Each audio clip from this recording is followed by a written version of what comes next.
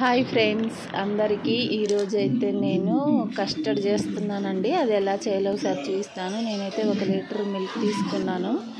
Milk పొయ్యి మీద పెట్టేసి 2.5 స్పూన్ కస్టర్డ్ పౌడర్ తీసుకున్నానండి. ఆ పౌడర్ కూడా మిల్క్లో బాగా మిక్స్ చేయాలి.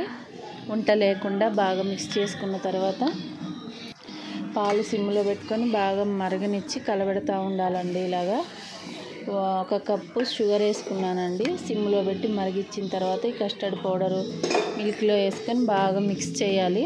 చూడండి చిక్కదనంగా ఎంత బాగా వచ్చిందో.